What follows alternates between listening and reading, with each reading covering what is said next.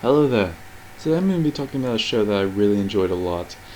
That show's name is Rahxephon. It's really enjoyable. The things that I think it does well are basically its ideas of romance and exploration. It doesn't really do a lot of exploring the types of examining a new place or traversing a cave or anything like that. But it's more about an inner exploration of the self, and also by terms of romance, I don't necessarily mean a boy and a girl falling in love, but more so along the lines of, again, just kind of the romanticism of perhaps sailing down, the Amazon River or traversing a jungle. It's really more about kind of the enjoyment of not necessarily life, but just sort of the experience of the mundane, I guess you could say. Anyway, the show largely focuses on around its characters in the sense that it's not that they necessarily propel the story, but the story is kind of revolving around them in a sense. It starts off with the main character being Ayato Kamina, who is a boy in about, I believe, actually the year 2012, which is kind of interesting because this show was made in about 2003 by Studio Bones, and it's just interesting because 2012 just passed, and the Mayans actually played not really a big part in it, but in terms of architecture and sort of style or artistic aesthetic, the Mayans play a bit of a role in it, and that's why you get 2012, and there's a reference to the date December 2012. I forget what the specific day was when the world was supposed to end, but do you remember that? Anyway, so going back to Ayato, he's just a boy living in Tokyo, and then all of a sudden the Earth is under attack by aliens. I know, happens all the time, right? Anyway, so what actually happens to be different is he really is just a normal person. A lot of people compare the opening to Neon Genesis Evangelion, and I think that's a very wrong comparison. I can definitely see how, but at least for the first 5 episodes or so, the reason why I reference that is because there actually was a reviewer who said that the first 5 episodes were basically Eva verbatim almost, and I completely disagreed with that pretty much because although there's the similar opening action scene in that they're both in the middle of town and then or metropolis, and then all of a sudden Monster Smash comes in. It's done very differently, in my opinion, because Ayato is in a very crowded metropolis that's lived in and has people in it, while Shishie, I don't remember, what was the main character of Eva? He's in a very empty place, and it's very obviously empty because, there's a warning siren going off, that there's about to be a monster attack. Anyway, so that was my kind of problem with the comparison of the two. It's kind of like saying, well, this movie has an explosion in it, and this movie has an explosion in it. Obviously, it's influenced by the earlier movie. And it's just like, no, that's not necessarily true. Although I do think there are certain elements they share with one another, I don't really call it, copycatting. At least not that. I will get back to that earlier on. But if I do say things that sound like they're a ripoff of Eva, please point them out, because I have seen Evangelion, and I don't really enjoy it too much. I think it's mostly riding on nostalgia, and really, I'm more so informed about the things that it's done than necessarily in admiring it for its own greatness. Because I remember, I'm not very familiar with anime around the time when Eva came out, but I am aware of Yu Yu Hakusho and Dragon Ball Z, where it would take 12 episodes just for them to change a light bulb. And I understand that's because, obviously, the manga authors themselves were busy writing the chapters, and, they were only coming out with about one chapter a month-ish, and even still. So, and the shows themselves, Dragon Ball Z and Yu Yu Hakusho, have to have an episode every week, so you get a lot of filler in these shows. And I believe that, it has kind of changed, Eva has kind of changed that paradigm. It also introduced angst into the medium of it. So anyway, But yeah, if angst is the only comparison, then yeah, they're very similar in my opinion. Except, I don't know, I don't consider them too similar necessarily. Um, because I mean, just having the same emotion is kind of like saying, well, Man of Steel is a ripoff of The Dark Knight because they're both angsty and brooding. I mean, they're definitely obviously influenced by the same sort of themes, but I mean, are they ripoffs? I don't necessarily think so. But that's kind of comparing apples and oranges almost. While Eva and Rahxephon do contain a lot more similarities in terms of them both having mechas in it and such. But let's get back to the story of Ayato Gamina. I'm gonna skip a little bit ahead-ish. Well, not really skip, but kind of fast forward it. Basically, what Ayato it has going on for him is that he finds a giant robot being hatched from an egg, and his mother is bleeding blue blood, and he doesn't really quite understand why. And before any answer can be given to him, he's kind of sucked into a bubble and then sent into the future, where he meets Haruka Shuto, or however you say her name. Maybe it's Haruka Shitao. I don't know. Anyway, moving back, basically what happens with them is they kind of start off not really as enemies. Haruka is definitely trying to not compensate, but be comfortable for Ayato. She's trying to, help him adjust to being in the future, which she doesn't necessarily say right off the bat. She does definitely introduce herself as a friend and, trying to be helpful. And she gets him to Terra, which is a research facility, except there's kind of a small problem with that. You never really see them do any research. So you technically do see them do research, except basically the thing they do for research, and this happens on later down in the show. And in terms of what they were doing before Ayato showed up, who knows? What they were doing in terms of research after Ayato shows up is they built mechas, and the mechas go off and fight monsters, even though they haven't been tested yet. So, it's basically like designing a gun that you're not sure if it works, and you're just giving it to soldiers to go fight in a war. And they have to be fair, they do have a discussion like, well, they haven't been tested yet, and we're just a research facility, blah, blah, blah, blah, blah. But, there's the whole problem of, well, just run away if that's the case. It's much better to run away than to just throw humans at a death trap. So anyway, getting back to the research part real quick. So when Ayato comes to them, he brings the Rahxephon, which is a giant robot with wings on its neck, with him. It also makes the sound of a wolf. There's lots of other, little animalistic qualities thrown in there as well. But it's just, a normal mecha. And then as soon as Terra gets it, the research facility, they start researching it. But, you never see what they were doing before he showed up. So maybe they just built this giant facility and were like, maybe someday somebody will show up. Now granted, this isn't a very glaring problem. They kind of glimpse over it. And I didn't really even think about it until about a week ago. And I saw this show about maybe almost close to 2 months ago by now. Really a month, but whatever. So you see what the problem is. Anyway, moving back to it, he's quickly introduced to, his house guest, Megami Shitao, who's Haruka's sister, half-sister, cousin, whatever. Relative that's not exactly direct. How about that? And she also works at Terra. Pretty much everybody works at Terra, which is, kind of, well, it makes sense to a degree, but Ayato never being the main character, he never really interacts with people outside of Terra. For all we know, the entire economy of the world is now run by Terra.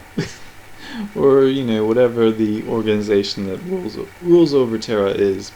So you're kind of given this very kind of, unsure glimpse of what is going on outside of it. And even though it establishes the area that they're in as, Terra property, facility, whatever, it feels very artificial, but in kind of a good way in that it serves the story, because Ayato is always not really seeing things that aren't, well, he does see things that aren't there, but it's more along the lines of, you see a window, and then you look away, and then you look back, and now the window is slightly crooked by just 1 degree.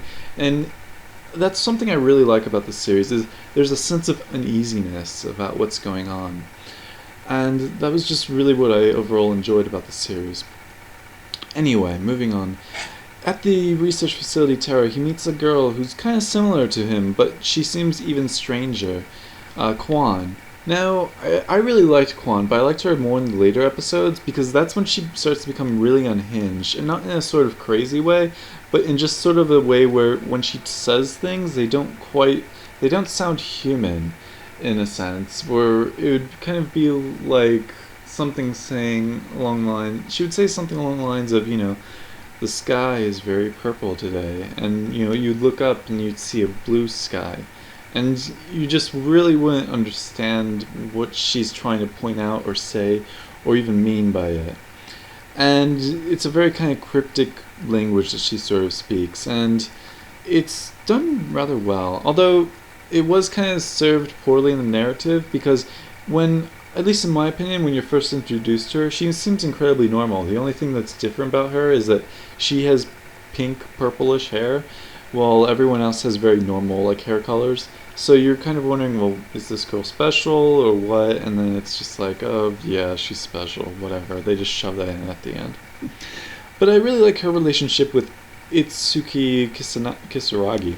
He's kind of the head researcher, and he's actually a very nice character overall. He's kind of complex in that he's actually Ayato's technically half-brother or whatever. Although it doesn't really point that out in the series or whatever, because it does kind of, but it's more, it's not necessarily even implied, but it's one of those things where it's like, you have to remember all who these juggling characters are and be like, alright, so this character is semi-related to this character who's semi-related to this character, in a sense. So you get these kind of 6 degrees of separation. But he has a lab assistant by the name of Sayoko Nanamori. And I like her character a lot in that she seems like a Christmas cake in the sense. Well, technically all the older women are a Christmas cake in a sense. And what I mean by that is a woman who's older and isn't married, and in Japanese society, it's kind of considered once you're 25, December 25th, 25 years old, you're kind of unwanted in terms of being married, because you're kind of viewed as being old and, unable to have children, and all these sort of social stigmas to it. While not necessarily true, but, it's just more of a social stigma and kind of an old maid sort of thing than necessarily a fact. But I like the older women in this series. They're done in a very kind of provocative way, in that all of them feel very comfortable with themselves. And that's something I liked, because definitely the younger characters seem very unsure of themselves, and not necessarily immature, but more like they have a more finite view of the world, while the grown-ups are able to see the shades of gray that may be in it. Anyway, going from Sayako, she starts an affair with Makoto Ishiki over sort of a very kind of quiet, stern man. And I also like him as well, in that he's kind of introduced in sort of like a sort of dark overlord emperor sort of way, where you don't really know what he's going to do or what he's capable of, but he has a lot of power and carries a lot of weight.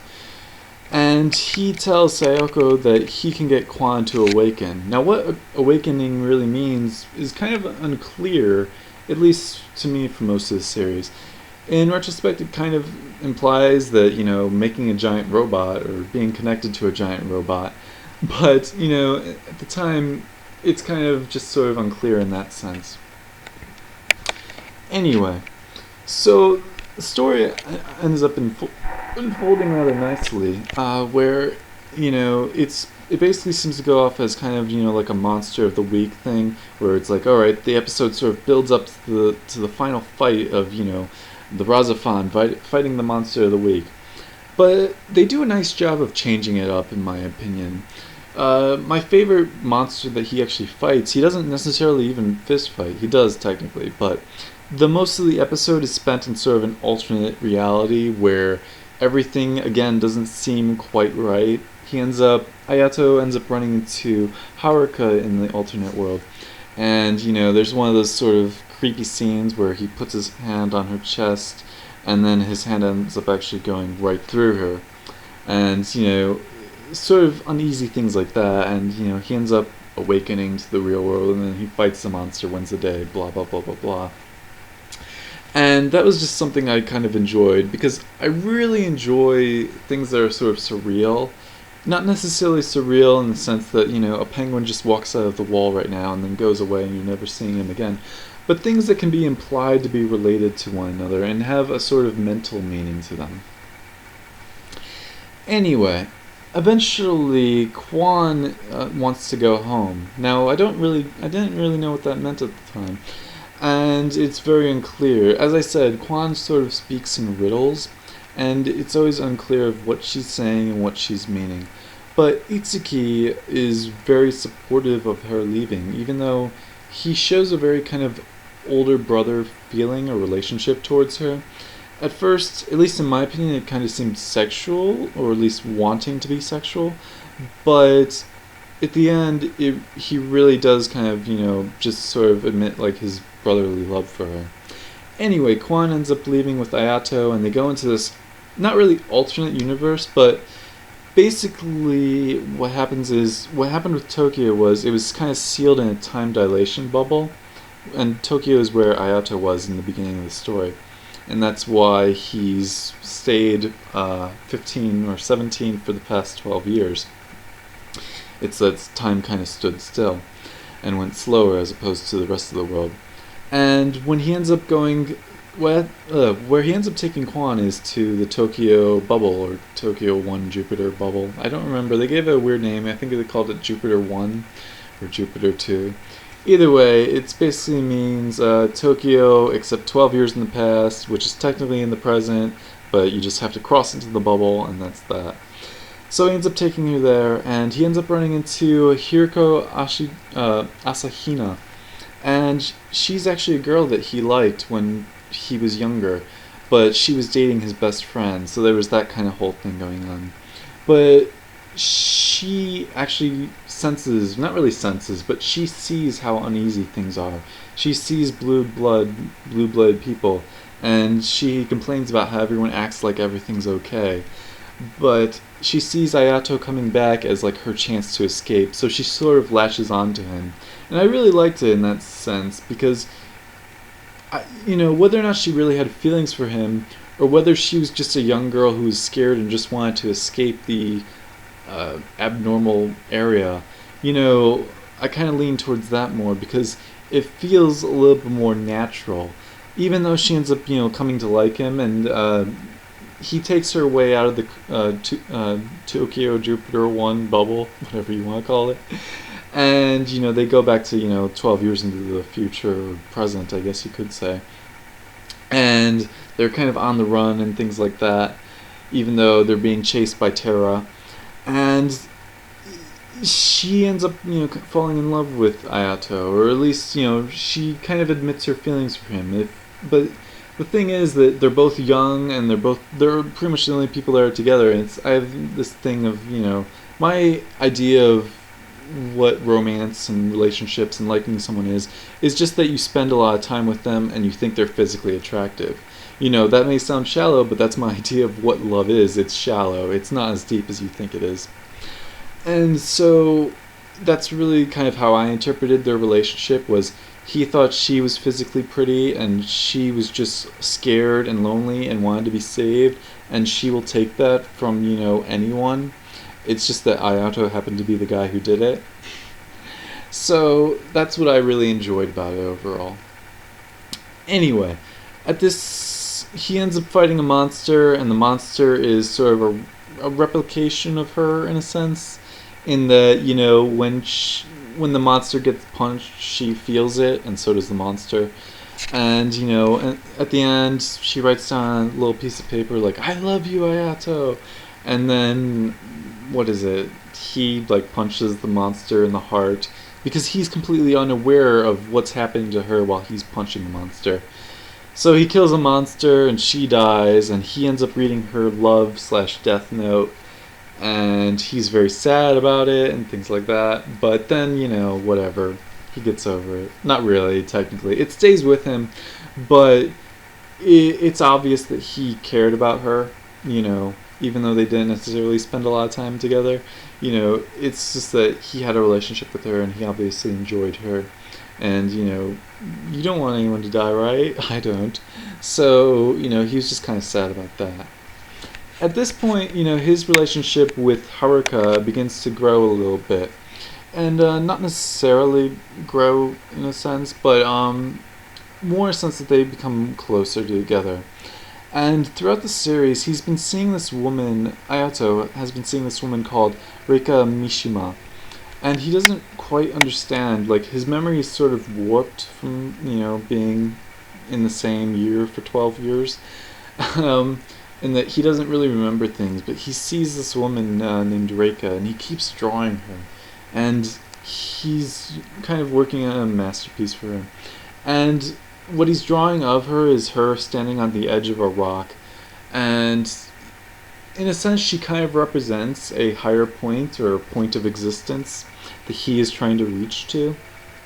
And I really like her overall, because you later find out in the series that Reika is really just sort of the Rahxephon tapping into Ayato's memories, and it picked Reika as something to latch onto, or to project itself as, to make Ayato more comfortable.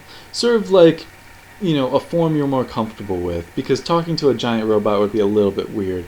Talking to a pretty girl, okay, I can deal with that.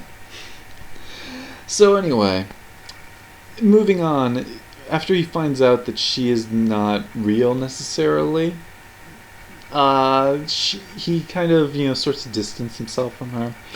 And at this point, the world the conflict between the aliens and Terra starts to kind of come to, in that the aliens actually end up attacking, the home base.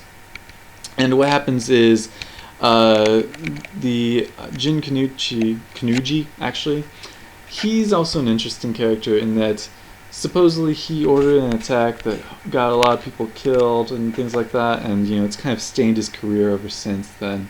It actually ended up getting his own family killed, or members of his own family, and his daughter's never forgiven him for it, and he only got to meet her once after it happened, and after that she fled the country and blah blah blah blah blah. And so he's very kind of, not necessarily a dark horse, but he has kind of a troubled past, or he has problems with his family, and that's the thing. Anyway, so what ends up happening with Jin is he ends up fighting the enemy. The island, or Terra, has defenses, and it can shoot rockets, and he ends up shooting rockets as the island is attacked, or the building, I guess I should say, and he gets killed. Anyway, at this point, Mamoru Torigai, he was the guy who was actually dating, what's her name?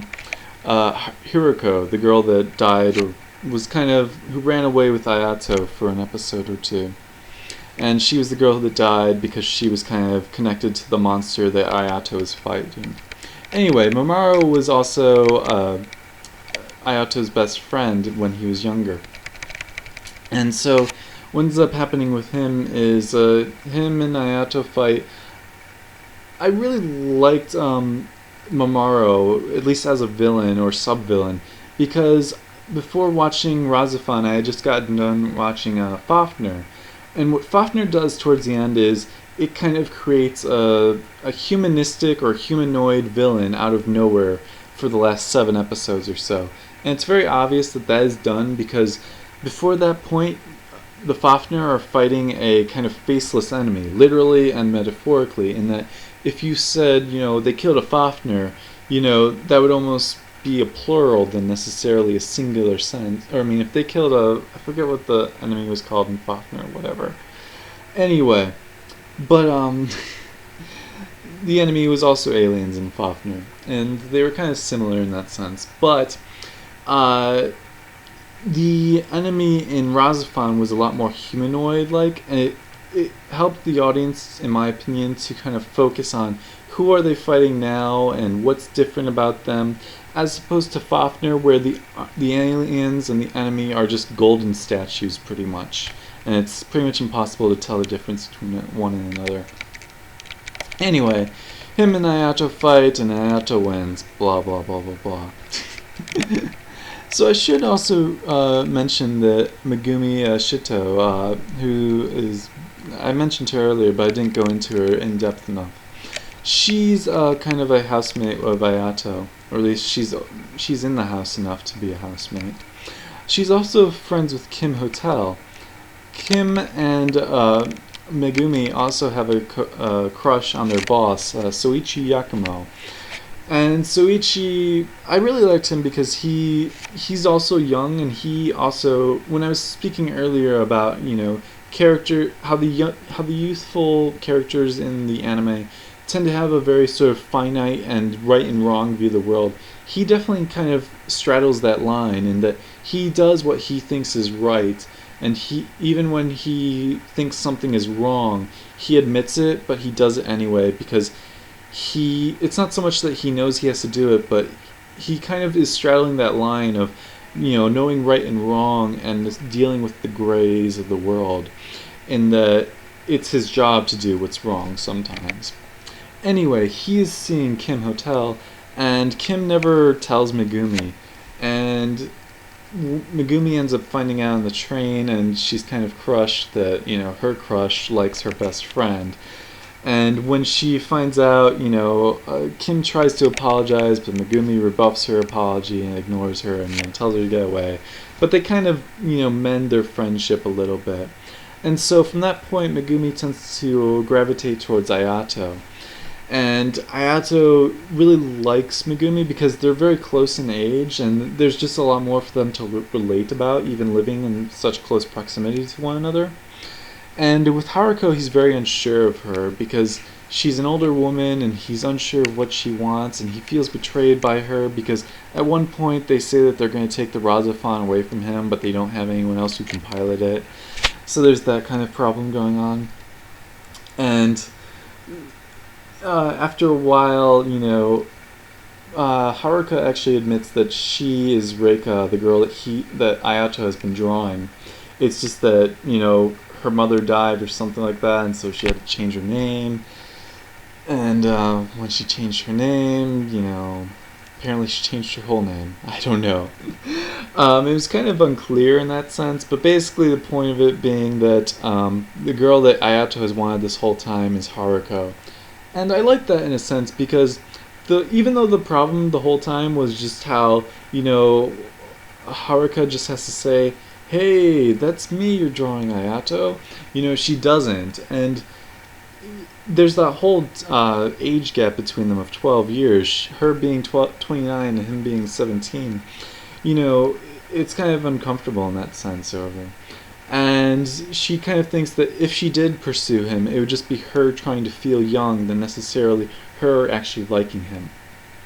And that's what I really liked about it, was, you know, it was sort of the star-crossed lovers thing of, you know, them being separated by time travel. And, you know, eventually Megumi, you know, she does this thing where she says she doesn't like Ayato, even though she's obviously lying. But, you know, I like that because it also shows Megumi growing up and, you know, sort of distancing herself so that Haruka and Ayato can be together. Anyway, at this point onward, it's pretty much, you know, just the series trying to tie itself up into a little knot. Kwan has been in the alternate Tokyo Jupiter 1 time bubble doing stuff, kind of. It's kind of unclear of what she's been doing. She's kind of been being examined or being readied to awaken or something like that. It's kind of unclear. Like, it's very obvious that they don't know what the writers don't know what to say she's doing, but they're trying to pass it off as she's getting ready. Anyway, the main villain, or at least the head villain of the aliens, are Ayato's mother, Maya Kamina. And eventually it's revealed that Ayato is actually a test tube baby or something like that. Or in vitro fertilization. You know, he's not necessarily naturally conceived. And it kind of makes him worry about, well, what is he and what is himself, and is he really human? Is he just a machine or a tool to use to operate the Rahxephon? It's sort of really good at making or establishing the questions of what is self. And it does something that I like, however, where it doesn't end up with him saying, I am a human, no matter what you say, or I am an alien fighting for the humans, no matter what you say. It ends up with him accepting both sides, in that he kind of says, I am me, and I am both, not necessarily I am both human, he means it more in a spiritual sense, and I am both alien in a spiritual sense. But what he really means when he admits to being alien is that he is the operator of the Rahxephon. And that is what he really wants to do. Anyway, so he ends up fighting, and the last episode is pretty much just this kind of trying to tie everything up. And he ends up fighting Quan's mega robot, mecha, whatever. And they fight, and it ends up with Quan's egg hatching. And I mean that literally. It's a giant egg, maybe bigger than your house. And the egg ends up hatching, and then it covers the earth. And this is where it really starts to feel like, not necessarily Evangelion, but the end of Evangelion, that movie that came out after Eva, or after, the 26 episodes were kind of hated for their ending. And by that I mean where in Eva, how everyone turns into goo, and the world kind of covers up in itself, and it just sort of resets everything in a sense, to where it was just the main character and Asuka being on a sort of beach somewhere. And with this, or with Rahxephon, what they do is the world gets covered with an egg, and it implies that it's hatching again, or it's rehatching, or something like that. And what's actually happening is it just gets set back 12 years to where everything is normal, and then Ayato and Haruka are able to be together, the same age this time, and they have a baby named Quan, and the baby has the same hair color as Quan, and it's kind of just implied that everything has been reset and everything is set right now. And then finally, the ending scene is actually how Ayato and Reika, or Haruka, first met. It's basically him on vacation drawing a girl, and then the girl turns around and sees him drawing her, and they introduce each other. And then I think literally the last writing on the black screen or black card is, and that is how they met. And that's pretty much how it ends. I did skip over what happens to Itsuki and the girl that likes him, Sayako, and then also Suichi. What happens to Suichi is that he ends up getting Kim pregnant, or I think she says a line where she thinks she's pregnant, and blah blah blah blah blah. And when Ayato is kind of having a breakdown, he sort of uses an ultimate weapon that sort of kills everyone. And what was it? Soichi was on a ship that happened to be in sort of the blast radius of it, and so Kim was very mad at Ayato and tried shooting him, but he was just a projection at that time. And Sayako, there's actually a third character that I didn't mention, however. There's actually a nice little arc that I forgot to mention with Itsuki and what's his name? Makoto, where it shows them being young kids, and they're also in a kind of a mansion with this girl, and they're learning to become operators of mechas and things like that, and they're learning how to use sound as weapons in a sense. Apparently they have the ability to do that, because another theme of Rahxephon is music, actually. The monsters, I believe, are actually named after musical things like mezzo forte, soprano, and things like that. And so what happens is that what ends up jading Makoto so much is that he finds a sort of kind of almost childlike looking monster, or monster. I forget, Dolums. That's the name of the monsters in this series. So a childlike looking Dolum. It could almost be a reject from a Ghibli movie. That's how childish it looks. And he ends up bonding with it in a sense, and the adults end up wanting to kill it, and he ends up trying to run away with it, but the adults kill it, shortly after. And Makoto is sort of jaded from this experience, and that's what gives him such a kind of adult mannerism towards everything. Anyway, him and Itsuki were kind of training along with this one girl who I can't remember her name at this time. And she was actually, she was always cold.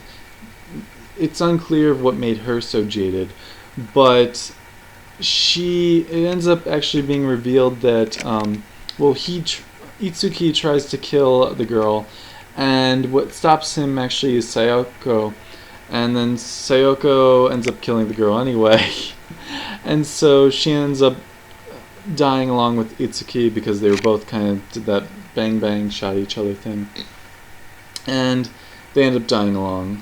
But with the world being reset, it's kind of implied that everybody gets a happy ending now, because you actually hear references to other characters such as Kim and Soichi and them being happy together, and Haruka and Ayato are together. So really, I like it, because even though the ending is very much a ripoff in a sense of the end of Evangelion, it kept coherent in terms of a storyline, in terms of you knew what happened. When people turn into goo in Eva, all you really know is that they're dead now, and that they saw something that made them happy before they died. Well, with Rahxephon, you got a story out of every character. No one was just, oh no, that guy died. That sucks. Everybody had a sort of setup, and it may have not been the greatest setup. One would be, there was this girl named Elvie. She was a pilot of those test mechas I was talking about earlier that were used to fight monsters. And, before one mission, this guy hands her his handkerchief and is like, let's go on a date sometime. And then, she just kind of shrugs it off, and then he ends up dying in the fight. And you see, that all happened in the same episode. Although, it really was, at least to me, it kind of came off as something where it wasn't obvious that he was going to die. It wasn't like, if I die, let's go on a date. Or if I don't die, let's go on a date. It's just, here's my handkerchief, lady. Let's go on a date sometime. And, something like that, where, when he died, it was a lot more, not necessarily unexpected, but it was just like, oh, well that stinks he died. Looks like they're not going to go on a date now. So anyway, I like the series overall. They did some nice things. What I think they did best was just the whole idea of, what is love in a sense after so much time apart, in that, is it okay to pursue a romance interest who's, now 12 years younger than you due to, time travel? And it's about the difference between adults and, sort of young adults in a sense. The idea of how you view your world. And I think it just has a lot more to offer in that sense, in that it really was just a very calming experience that just kind of offered you lots of ideas and sort of stories inside of a larger story. And that's what I liked about it. I hope you like it too. Anyway, later.